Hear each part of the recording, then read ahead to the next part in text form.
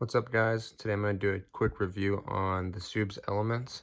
So here's the box. Pretty cool design on the top. Your size, color, and the QR code to bring you to the website. So get into the shoes. Here they are. Got the S for Subs on the outside and then the bigger one on the inside of the shoe. I'll give you a look at the shoe real quick. So this is the black colorway.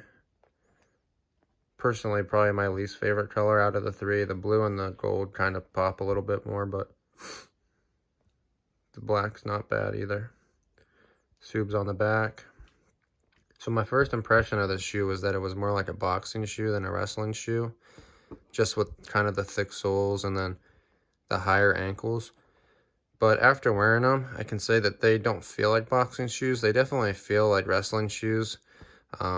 If you didn't know what you had on your feet, you would think they're wrestling shoes. They don't feel abnormally stiff or anything like that. So they definitely caught me off guard a little bit wearing them. I was pleasantly surprised with how they felt because I didn't really know what to expect from a new brand. I didn't know if they'd be uncomfortable or just start falling apart right away. But these did pretty well. I wore them for one practice and then did a little bit of running on the treadmill and just lifting some weights with them. They felt fine, you know, it wasn't uncomfortable at all.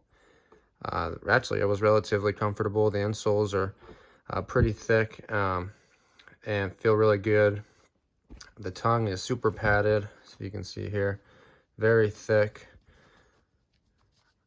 A lot of padding also here around the ankles, so give you a look down in there.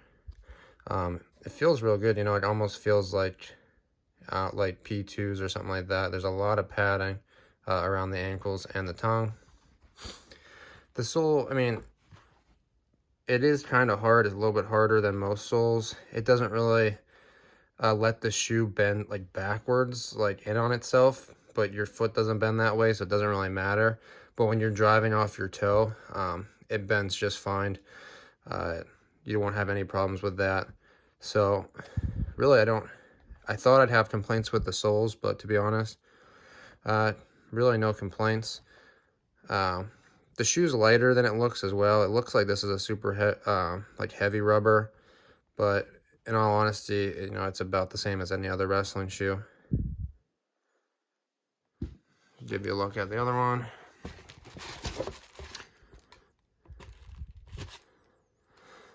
The leather does crease relatively quickly. Like I said, I've only really worn these to wrestle once, and you can see there's some creasing where the toe was bending and then just along the shoe, but that's to be expected with leather.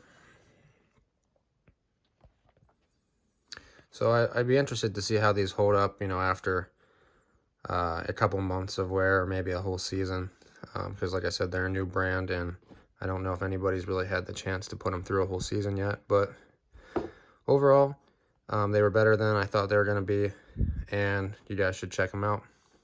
I'm also giving, well, not giving this pair away, but I'm doing a raffle, $5 to enter, maximum of 20 entries. If I don't get 20, then they're just going to go for less. So message me if you're interested in possibly winning this pair for $5. These are a size 11. And yeah, that's about it. I guess the last thing to touch on is when I just said size 11, so I was thinking about it. They do fit just a little bit big, I'd say. I'm usually a size 11 across the board. But with these, you know, it felt maybe more like 11 and a half. Wasn't too big for me to wear or anything like that. But I would say if you're in between sizes, like size down, if you usually wear a 10 and a half, go with a 10. Just my opinion, but that's about it. All right, guys, thanks.